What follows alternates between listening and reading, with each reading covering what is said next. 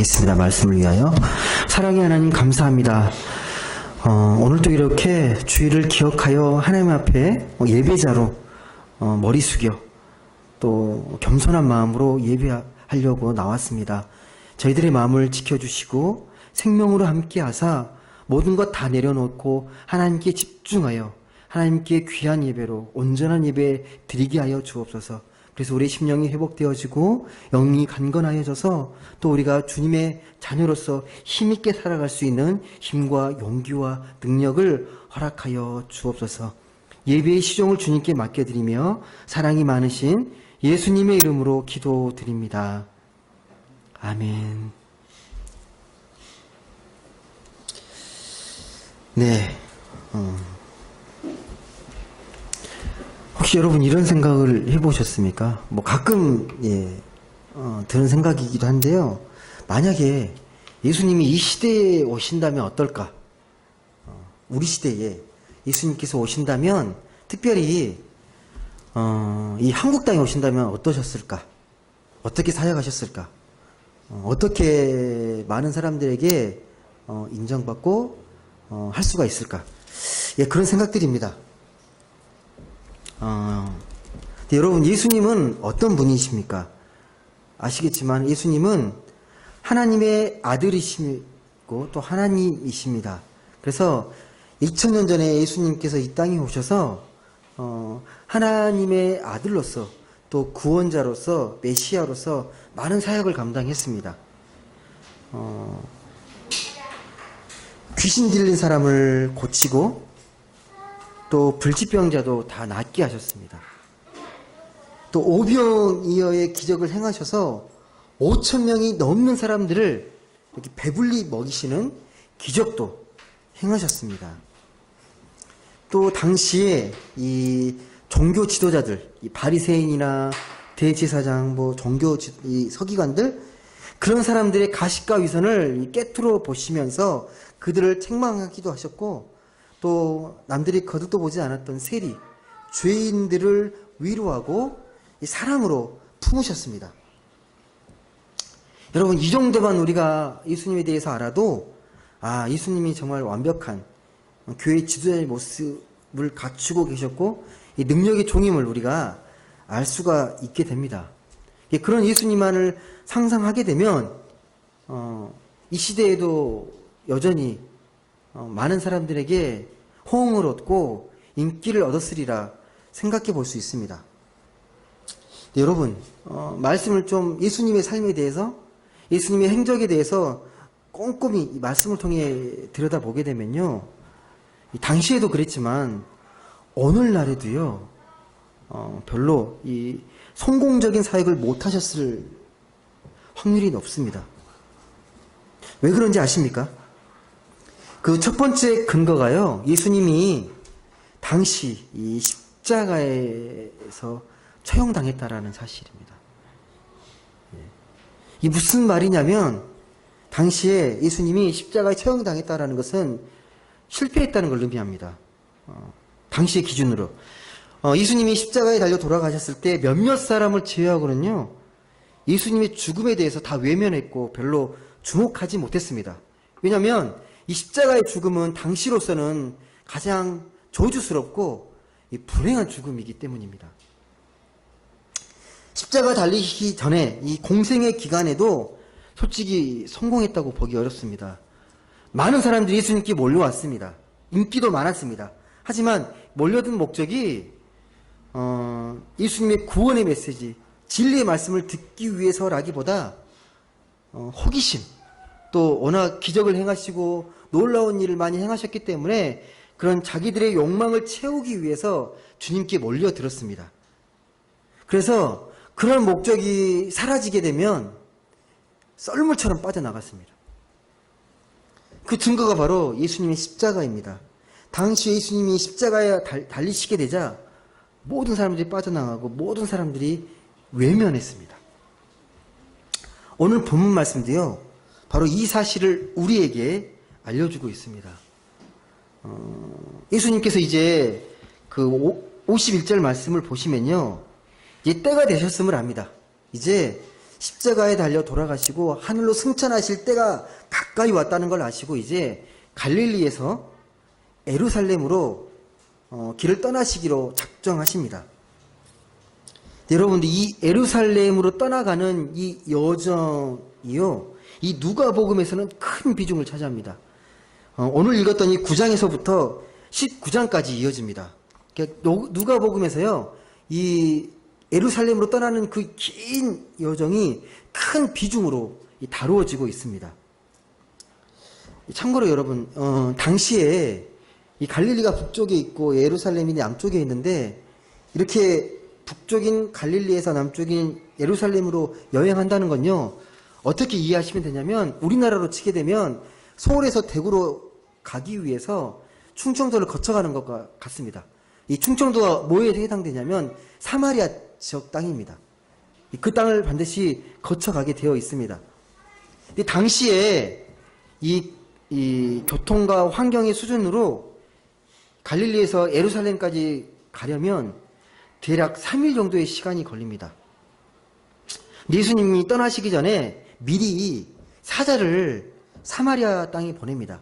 이게 미리 선발대를 보내서 이 사마리아의 상황이 형편이 어떠한지를 파악하게 합니다.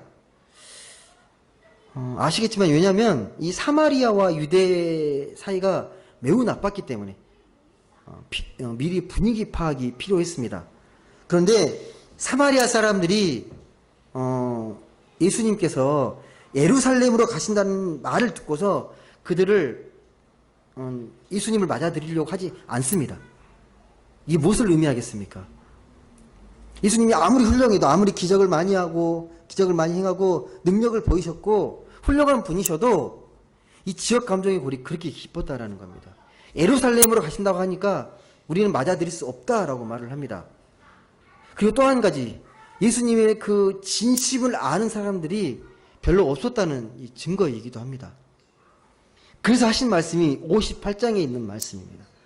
그러한 심정, 답답한 심정을 담아서 58절에 예수님께서 한탄을 하시면서 이렇게 말씀합니다. 제가 읽어드리겠습니다. 58절. 예수께서 이르시되 여우도 굴이 있고 공중의 새도 집이 있으되 인자는 머리 둘 곳이 없도다. 여러분, 예수님은 이 자신의 처지를 여우나 새보다 못하다고 여기셨습니다. 근데 이 말씀을 그냥 58절 딱 그 구절만 띄어서 보게 되면요, 아, 예수님 참 외로우셨구나, 그렇게 잘못 오해할 수 있습니다. 근데 이 말씀은요, 예수님께서 외로우셔서, 외로움에 지쳐서, 아니면 사람들이 그리워서 내뱉은 그런 하소연이 아닙니다. 여러분, 영적으로 깊은 경지에 이르게 되면요, 사람 때문에 외로워하지 않습니다. 여기서 말하는 그 예수님께서 느끼셨던 이 외로움은 인간적인 것이 아니라 영적인 고독입니다. 영적인 외로움을 우리에게 말씀합니다. 근데 이 말씀을요, 사람들이 잘 이해하지 못합니다. 여우도 굴이 있고 공중에 새도 집이 있으되 인자는 머리 둘 곳이 없도다. 이 말씀을 정말 고초가 없는 것으로 이해해서 잘못 이해합니다.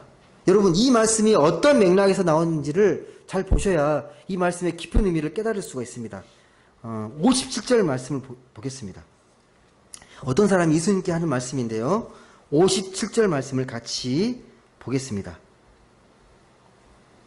같이 보겠습니다. 시작. 길 가실 때에 어떤 사람이 여짜오되 어디로 가시든지 나는 따르리라. 이 길을 떠나고 있는데 어떤 한 사람이 나와서 예수님께 이렇게 이야기합니다. 어디를 가시든, 주님이 어디를 가시든 저는 따르겠습니다. 여러분, 예수님 입장에서 이 고백을 들으면 어떤 기분이겠습니까? 상당히 감격스럽지 않겠습니까? 아, 나를 이렇게 끝까지 충성하면서 따르려고 하는 사람이 있구나. 상당히 이렇게 기뻐할 수 있고 감격스러운 고백으로 들을 수가 있습니다. 예. 그런데 예수님은 그 말의 진심을 꿰뚫어 보십니다. 그 말이 비어있는 말, 빈말임을 아시고 공허한 말인 걸 아셨습니다. 이게 뭐냐면요, 마치 이거예요. 어떤 이야기에 대해서 이해를 잘 못하는데 무조건 믿습니다 하면서 실제로 무엇을 믿는지 모르는데 그냥 믿는다고 그냥 아멘 하는 겁니다. 그러니까 아무것도 모르는데 그냥 무조건 따라가겠습니다 큰 소리를 외치는 겁니다. 그런 빈말이 울림이 크면 클수록 이 공허함이 더 깊어지게 됩니다. 그래서 예수님께서 이 이야기를 듣고서요 58절에 이렇게 말하는 겁니다. 공중에 새도 집이 있고 여우도 굴이 있지만 인자, 그러니까 예수님께서 본인을 이야기할 때 인자라고 표현하셨는데 인자는 머리 둘 곳이 없다고 그렇게 말씀하십니다. 그러니까 영적 외로움을 이렇게 토로하신 건데요. 이게 왜 빈말인지, 왜 이 사람이 이 말이 빈말인지를 59절에서 보시면 잘 아시게 됩니다. 59절에서 62절 말씀 두 사람을 예로 들어서 설명하고 있습니다. 이 말이 왜 빈말인지. 첫째, 예수님께서요 한 사람에게 나를 따르라 그랬습니다. 그랬더니 그 사람이 이렇게 대답합니다. 59절 말씀 또 다른 사람에게 나를 따르라 하시니 그가 이르되 나로 먼저 가서 내 아버지를 장사하게 허락하옵소서. 나를 따르라 그랬더니 이렇게 대답하는 겁니다. 제가 따르겠는데 제가 먼저 집에 가서 아버님 장례 좀 치르게 해주십시오. 그러면 주님을 따르겠습니다. 여러분 이 말이 특별히 틀린 말일까요? 상당히 합리적인 말이고 상식적인 선에서 이루어지는 대화입니다. 아버지께서 돌아가셨으니까 먼저 장례 치르고 주님을 따르겠다는 말이기 때문에 특별히 잘못된 말이 아닙니다. 근데 여러분 이 사람이 한 대답만으로는요 이 사람의 구체적인 상황을 정확히 알긴 어렵습니다. 그러니까 무슨 말이냐면 이 사람이 실제로 아버님이 지금 돌아가셨는지 아니면 지금 아버님의 죽음이 임박해 있는지 아니면 언젠간 돌아가실 것이라는 걸 예측해서 하는 말인지 그것들을 정확히 알기는 어렵습니다. 중요한 게 무엇이냐면 이 사람의 말은 주님 보시기에 변명인 것입니다. 그러니까 당장 주님을 따르지 않았다는 게 중요한 것입니다. 입으로는 따른다고 말을 했지만 실제 따를 마음이 없기 때문에 이런 변명을 대는 것으로 예수님께서는 그 마음의 중심을 깨트려 보시고 이렇게 말씀하신 겁니다. 그래서 주님께서 이렇게 말합니다. 그 말의 진리를 깨닫고 나서 60절 말씀 제가 읽어드리겠습니다. 이르시되 죽은 자들로 자기의 죽은 자들을 장사하게 하고 너는 가서 하나님의 나라를 전파하라. 이게 무슨 말입니까? 이해되십니까? 장례 치르게 해달라고 부탁을 드렸는데 예수님께서 이렇게 말씀하는 겁니다. 그 마음의 중심을 깨트려 보시면서 죽은 자들로 자기의 죽은 자들을 장사하게 하고 너는 하나님의 복음을 전파하라. 좀 이해되십니까 여러분? 여러분 장례가 뭐죠? 장례 잘 아실 거예요. 살아있는 사람이 죽은 자를 땅에 묻는 게 장례잖아요. 근데 어떻게 주님은 죽은 자들에게 장례를 맡겨두라고 하셨을까요? 이게 어떤 의미로 하신 말씀일까요?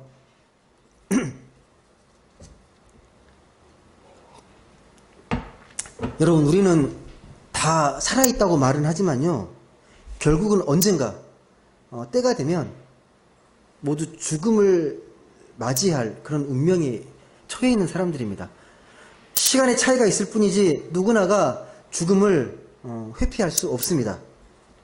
또 영적으로 이 하나님 나라에 속하지 않게 되면요 살아있어도 이미 죽어있는 것과 같습니다. 여기서 예수님께서 하신 말씀 죽은 자들은 죽은 자들에게 맡기고 하나님 나라를 전파하라는 이 말씀, 이 뒷부분의 말씀을 좀 깊이 묵상해 보셔야 합니다. 보통 하나님 나라를 전파하라 그러면요 우리는 단순하게 그냥 전도하라, 또 땅끝까지 복음을 전하라, 또 예수 믿지 않는 이웃을 교회를 데리고 나와라, 그 정도로 이해를 합니다.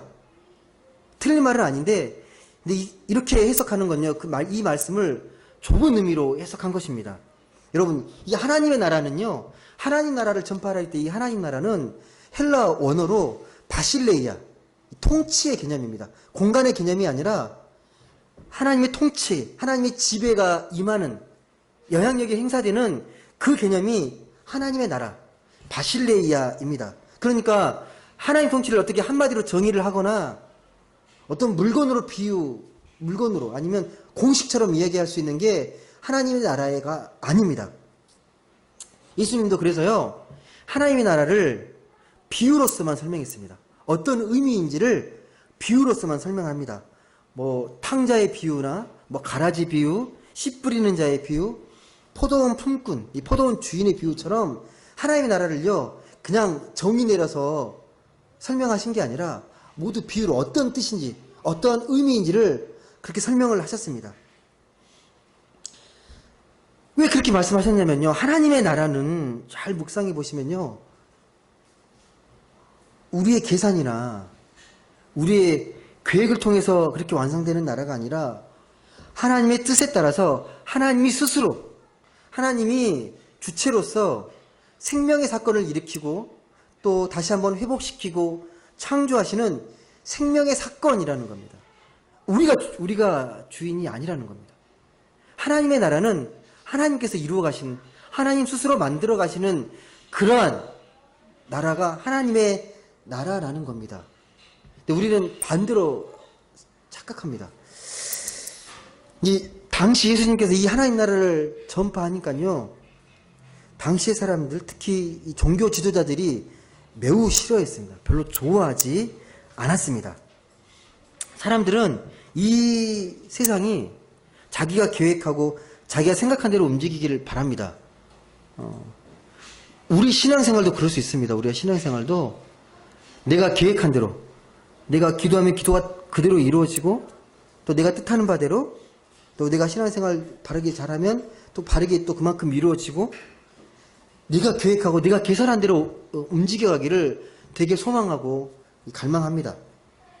착한 사람에게 복을 많이 내려주시고 나쁜 사람에게 또 저주하고 벌 내리기를 기대하는 신앙의 마음들이 우리 안에 있습니다. 죄송한데 예수님께서 전하셨던 이 하나님 나라의 말씀은요, 이런 차원을 훨씬 뛰어넘습니다. 그런 차원의 말씀이 아닙니다. 세상 사람들이 인지하는 인과응보적인 그런 수준의 하나님 나라가 아닙니다. 예컨대 이 포도원 품꾼의 비유의 말씀을 보시면요, 어떤 사람은 하루 아침부터 10시간 이게 하루 종일 일하는 사람이 있고, 어떤 사람은 하루 1시간 일을 합니다. 그런데 정산하려고 이제 이 품삯을 주는데 포도원 품꾼의 주인이 똑같이 1데나리온, 하루에 필요한 이 품삯을 주십니다. 이건 세상의 원리로는 도저히 이해할 수 없는 논리입니다. 하나님 나라는 그렇다라는 겁니다. 또 하나님 율법을 잘 지킨 바리새인이나 잘 못 지켰던 세리나 하나님 보시기에는 별반 차이가 없다라고 말합니다. 오히려 하나님 말씀대로 살지 못한 통회하고 회개했던 세리를 더 하나님 높게 평가하십니다. 이게 하나님의 나라라고 말씀합니다. 그러니까 하나님 나라는 우리가 생각하는 것과는 전혀 다른 차원의 세계입니다. 그것과는 전혀 다른 하나님의 기쁨, 하나님의 평화, 하나님의 희망, 하나님의 사랑이라고 말씀합니다. 그런 것들이 이루어지고 그런 것들이 영향을 끼치고 그렇게 지배되는 세상이 하나님의 나라입니다. 예수님 당시의 유대인들은요, 율법을 생명처럼 지켰고 안식일을 생명처럼 지켰습니다. 근데 예수님께서 말씀합니다. 안식일 지키는 게 중요한 게 아니다. 안식을 위해서 있는 게 아니라 사람을 위해서 있는 거다. 사람의 생명을 위해서 안식을 지키는 거지 안식일 자체를 위해서 안식일이 존재하는 게 아니다라고 말씀합니다. 이렇게 자꾸 당시의 생각과 방식으로는 자꾸 반전돼서 거꾸로 이야기하니까 예수님을 매우 싫어했습니다. 예수님 말씀을 들으려고 하지도 않았습니다. 그런 사람들을 향해서 주님이 말씀한 겁니다. 그런 사람들을 향해서 죽은 자들은 죽은 자들에게 장례를 맡기고 너는 그런 거 신경 쓰지 말고 너는 살아있는 사람으로서 하나님 나라를 전파하라라고 그렇게 말씀하신 겁니다. 두 번째로 61절에 보시게 되면 또 다른 사람 한 사람이 더 나옵니다. 한 사람은 이제 핑계를 주님을 따르겠지만 장례 치르고 따르겠다고 한 사람이고요. 두 번째 사람이 나오는데 61절에 나옵니다. 제가 읽어드리겠습니다. 또 다른 사람이 이르되 주여 내가 주를 따르겠나이다마는 나로 먼저 내 가족을 작별하게 허락하여 주옵소서. 이게 무슨 말입니까? 이제 예수님 따르려면 이제 먼 길 가야 되고 가족들을 못 보게 되니까 그래도 가족하고 인사하고 오는 게 도리가 아니겠냐. 인사하고 오겠다라는 겁니다. 아까 첫 번째 장례 치르고 오겠다라는 사람보다는 훨씬 더 설득력 있어 보이지 않습니까? 예. 그래도 오랫동안 헤어져야 되는데 가족 한 분 얼굴 보고 인사 나누는 게 뭐 특별하게 어렵지 않을 것 같잖아요. 예. 만약 여러분이 예수님이라면 이렇게 요구하면 뭐라고 대답하시겠습니까? 여러분이 예수님이라면 그래 생각 잘했네. 가족들하고 인사 잘 나누고 이제 마음 단단히 먹고 나를 따라오게 이렇게 말하는 게 정상 아닐까요? 그렇게 말하는 게 정상처럼 저는 느껴집니다. 근데 예수님의 대답이 되게 의외예요. 당혹스럽기까지 한 대답을 합니다. 62절 보시면요. 마지막 끝구절인데요. 이렇게 말씀하십니다. 예수께서 이르시되 손에 증기를 잡고 뒤를 돌아보는 자는 하나님 나라에 합당하지 아니하다. 많이 들어보셨을 구절입니다. 증기를 잡고 뒤를 돌아보는 자는 하나님 나라에 합당하지 아니하다. 이 말씀이 이해되십니까? 너무 심한 말씀처럼 느껴지지 않으십니까? 여러분 여기서는 쟁기를 잡고 뒤를 돌아보는 자는 하나님 나라에 합당하지 않다라고 말씀하셨는데요. 다른 복음서의 말씀을 보면요. 더 강하게 말합니다. 예. 가족을 비롯해서 모든 것을 버리고 따라야 한다. 심지어는요. 가족과 원수가 되어야 한다라고 말까지 합니다. 여러분 이 말씀을요. 문자 그대로 이해하면 되게 곤란해집니다. 오해가 생깁니다. 여러분 이 말씀을 이단과 사이비들이 이용하는 거 아시죠? 예. 봐라. 너 하나님 믿으려면 가족까지 버려야 한다라고 이 말씀을 잘못 해석을 합니다. 이 말씀을 그렇게 해석하면 가족 해치주의가 돼요. 예. 가족보다는 모든 게 신앙이 우선이고 교회가 우선순위가 되어버립니다. 하지만 말씀의 정신은 절대 그렇지 않습니다. 하나님은요. 이 교회와 가정을 두 기둥처럼 든든히 세워가길 원하십니다. 기독교라는 이 종교는요. 결코 가족을 훼손시키거나 가족을 무시하는 종교가 아닙니다. 본문의 상황은요. 그러려고 말하는 게 아니에요. 그런 의미로 말하는 게 아닙니다. 왜 쟁기에 관한 말씀하셨는지 잘 보셔야 합니다. 여러분 이 쟁기를 바르게 가려면요. 앞만 보고 갈아야 되거든요. 이제 자꾸 뒤를 돌아보게 되면요. 바르게 갈기가 어렵습니다. 그러니까 이게 뭘 비유하는 거냐면 이 사람이 마음이 딴 데 있다라는 거예요. 딴 데. 자꾸 뒤를 돌아보는 게 딴 데 있다라는 겁니다. 가족들에게 인사를 나누겠다. 이건 핑계라는 거죠. 예. 솔직히 예수님께서는요. 그 마음의 심정 깨트려 보시는데 예수님 따르겠다고 말은 했는데 마음이 없는 걸 보신 거예요. 그 마음의 심중에서. 그래서 이렇게 핑계를 대고 있는 걸 이렇게 말씀하는 거예요. 따르기는 싫으니까 말은 했는데 이렇게 가족을 핑계대고 장례를 핑계대고 그렇게 하고 있다라는 겁니다. 마치 학생이 이제 공부 열심히 하겠다고 독서실 끊어놓고 친구랑 맨날 놀고 있는 거랑 똑같은 겁니다. 말은 그렇게 하는데 행동은 다른 거죠. 예수님께 그 마음의 심중을 깨트려 보시고 이게 핑계를 대고 있구나라는 걸 아시기 때문에 그렇게 하신 거지 가족을 무시해서 하는 말씀이 결코 아닙니다. 예수님의 정신은요. 가족을 매우 소중히 여기십니다. 조금 냉정하게 보게 되면요. 예수님 앞에 이 핑계대는 이 사람들 특별한 사람들이 아니에요. 뭐가 잘못되거나 못난 사람이 아니고 아주 정상적인 사람입니다. 그들에게 믿음이 없어서 이런 핑계를 대는 게 결코 아닙니다. 여러 가지 이유가 있겠지만 가장 결정적인 이유가 뭐냐면요. 예수님께서 말씀하신 이 하나님 나라하고 내가 살고 있는 이 삶의 현실과 이 사이의 괴리가 너무 큰 거예요. 예, 쉽게 건널 수 없는 이 부담과 어려움이 단절히 느껴진 겁니다. 그러니까 하나님 나라를 잘 알지 못한다는 거죠. 하나님 나라를 그렇게 많이 전파했는데요. 잘 온전히 이해하지 못합니다. 어찌 보면요. 잘 알지도 못할 뿐만 아니라 그 하나님 나라를 깊이 생각하는 걸 싫어하거나 생각할 줄 모르는 것입니다. 예수님께서 그렇게 비유로 쉽게 하나님 나라를 말씀했지만 사람들이 잘 이해하지 못합니다. 그러면 이 시대에 기독교인들, 크리스찬들은 하나님 나라의 이 말씀을 잘 이해하고 있다고 생각하십니까? 하나님 나라의 그 본질을, 하나님 나라의 그 메시지를 잘 이해하고 살아가고 있다고 생각하십니까? 만약 그렇게 살아가고 있다면 지금 이렇게 우리가 많은 사람들로부터 손가락질을 받고 비난받지는 못할 겁니다. 우리도 그들의 경우와 별로 당시나 지금이나 이 하나님 나라의 말씀을 바르고 온전하게 잘 이해하며 살아가고 있을까 좀 우리가 반성이 될 수 있는 부분입니다. 마치 이런 거예요. 뭘로 비유할 수 있냐면 어린아이에게 달리 노는 것만 좋아하는 아이에게 갑자기 자리에 앉혀놓고 진지하게 하나님의 창조를 이야기하고 종말을 이야기하고 삼위일체 하나님을 막 이야기한다고 이 아이에게 관심이 있겠습니까? 예. 잘 들으려 하지 않을 겁니다. 그러니까 오늘날의 사람들도요, 하나님 나라 자체 본질에는 관심 없습니다. 비본질적인 것. 소위 우리가 한마디로 이제 하나님 믿으면 복 받는다 그러니까 예. 기복적인 마음으로 내 욕망을 실현하기 위한 마음으로 또 부수적인 마음으로 하나님 믿고 있는 게 너무 많다라는 거예요. 하나님 열심히 잘 섬기면 축복해 주시고 복 주신다. 그런 것들 때문에 하나님 나라를 오해하고 그 왜곡시키는 이 비복음적인 것들이 너무 많다라는 겁니다. 그렇게 이렇게 생각하는 거죠. 뭐 교회 열심히 잘 나오고 또 열심히 잘 봉사하면 되는 거 아니냐고. 물론 이런 일도 신앙적으로 의미가 있고 좋은 일이지만 여러분 우리가 교회 나온다고 그것 자체가 바로 하나님 나라를 의미하지 않습니다. 내 교회 열심히 다닌다고 그게 하나님 나라의 경험과 바로 직결되는 게 아니라는 겁니다.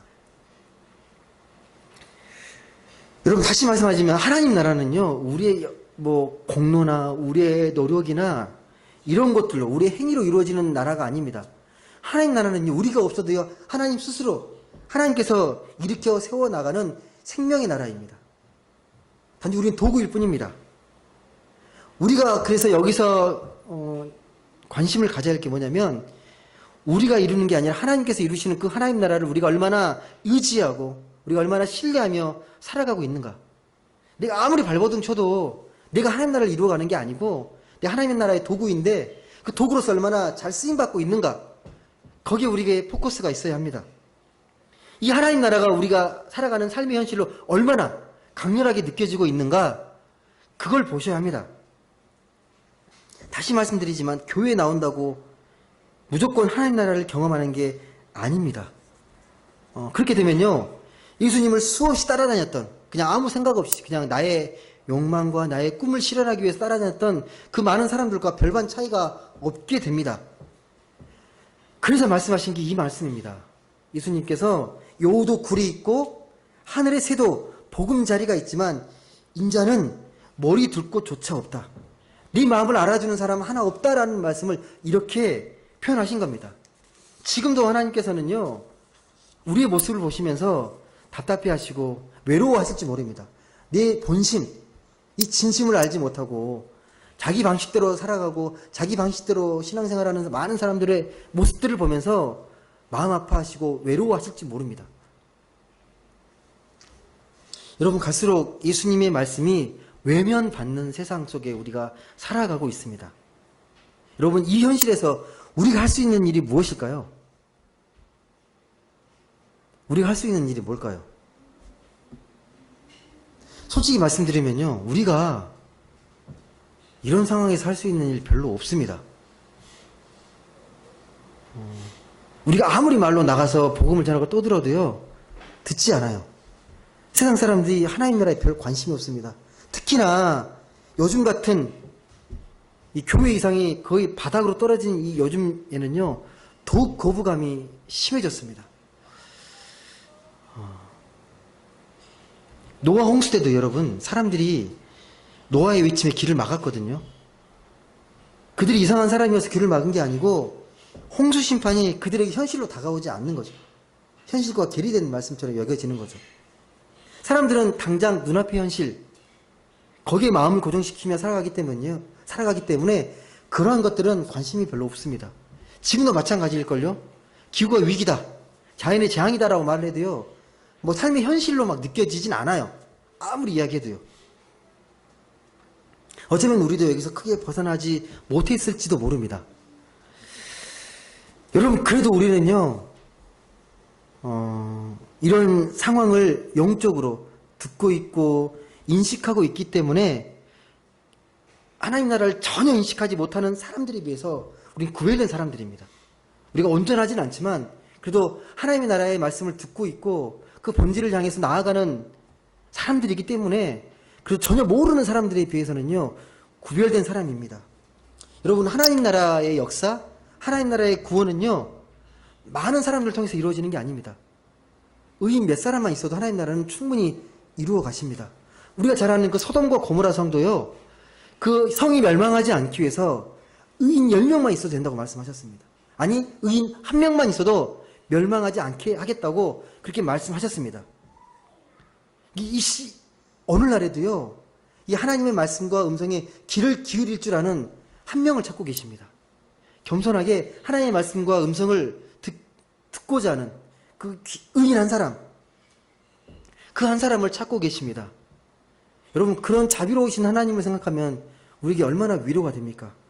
우리가 잘못하고 우리가 많은 실수를 하고 많은 죄를 범하지만 하나님께서는요, 여전히 의인 한 명만 있어도 멸망하지 않겠다라고 말씀하시는 자비로우신 하나님, 그러니까 하나님의 은총의 하나님이십니다. 그런 의미에서 우리에게 필요한 건요, 이 하나님의 나라, 하나님 나라의 말씀과 메시지를 들을 줄 아는 영성이 필요합니다. 하나님의 음성에 귀를 기울일 줄 아는 이 영성, 예민한 영성이, 섬세한 영성이 우리에게 필요합니다. 말씀을 맺겠습니다. 오늘 말씀은 이 질문 하나로 모아집니다. 우리가 어떻게 이 시대를 살아가면서 하나님 나라의 영성이 예민한 사람으로 살아갈 수 있는가? 입니다. 이 시대에 어떻게 하나님의 음성을 듣고 하나님의 그 나라의 영성에 예민한 사람으로 살아갈 수 있을까입니다. 어떤 길이 있을까요? 우리가 하나님 나라의 영성을 소유하고 그렇게 살아가려면 우리가 어떤 길을 걸어가야 하겠습니까?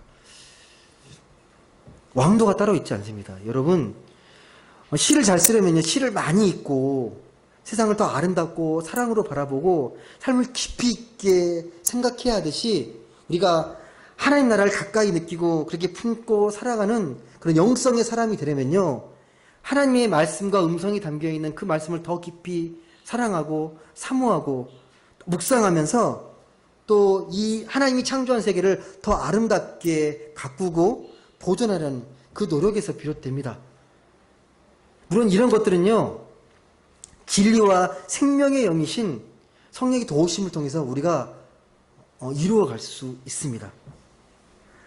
사랑하는 우리 성도 여러분, 비록 코로나와 같은 시련으로 혼란스럽고 이 절망스러워 보이는 세상이지만 그래도 우리가 이 시대가 필요로 하는 이 하나님 나라의 영성을 우리가 갖추며 살아갈 수만 있다면 이 절망적인 세상에서도 하나님께서는 전혀 예상치 못한 방식으로 이 세상을 회복시키시고 이 세상을 구원해 나가실 겁니다.